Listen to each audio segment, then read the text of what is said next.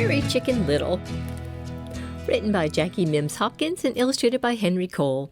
We have permission from Peachtree Publishing to read to you today. Out on the grasslands where bison roam, Mary McBlicken, the prairie chicken, was scritch-scratching for her breakfast when all of a sudden she heard a rumbling and a grumbling and a tumbling. "Oh no!" she exclaimed. "A stampede's a-comin'! I need to hightail it back to the ranch to tell Cowboy Stan and Red Dog Dan. They'll know what to do." So away Mary ran, lickety-splickety, as fast as her little prairie chicken legs could carry her.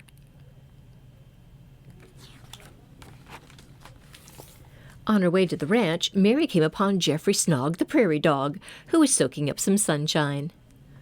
"Good morning to you," barked Jeffrey.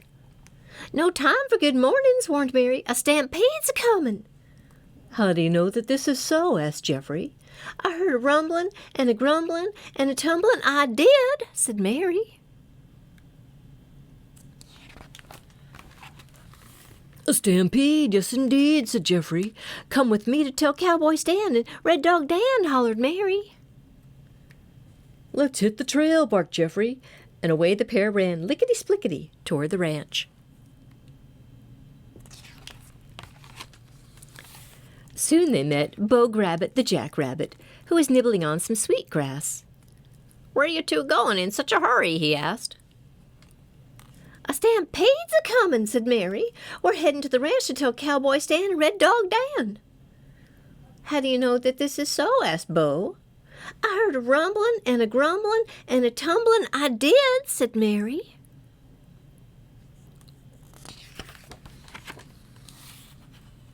"A stampede, yes indeed," said Beau.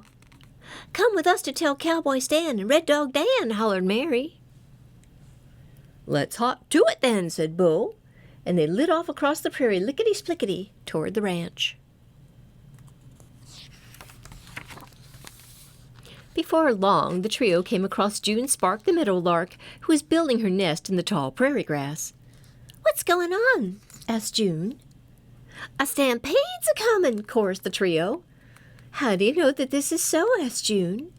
"I heard a rumbling and a grumbling and a tumbling." "I did," said Mary. "A stampede, yes indeed," said June.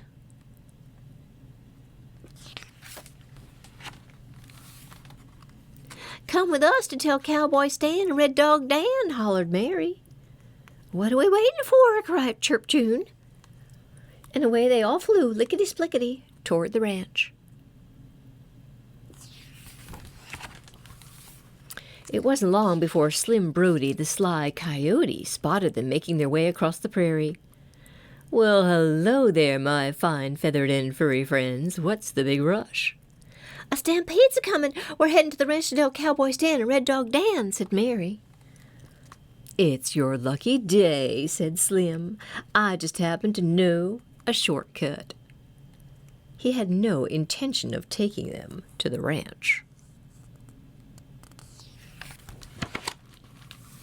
Instead, he led them across the plain, over a hill, through a pass, around a bend, down a gully, to the entrance of his den.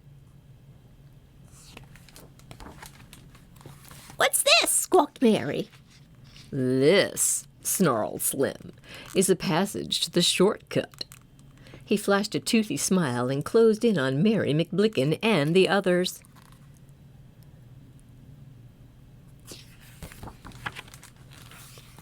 The fine feathered and furry friends all started clucking and barking and thumping and chirping as loud as they could.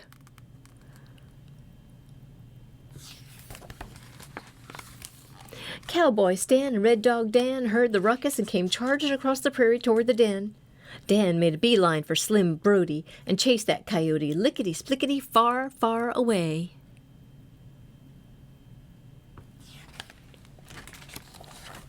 "What's going on?" asked Stan. "A stampede's a-comin'," cried Mary. "How do you know that this is so?" asked Stan. But before Mary could open her beak to speak, everyone heard a rumbling and a grumbling and a tumbling. "Yes, indeed." "Why, that's not a stampede," said Stan. That's your stomach. There's only one way to head off a rumbling and a grumbling and a tumbling stomach. You need some grub.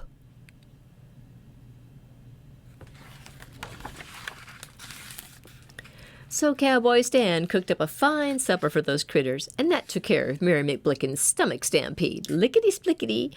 Yes, indeed.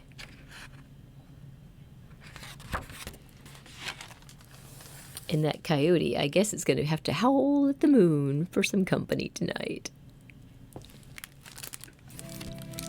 It's the Prairie Chicken Little.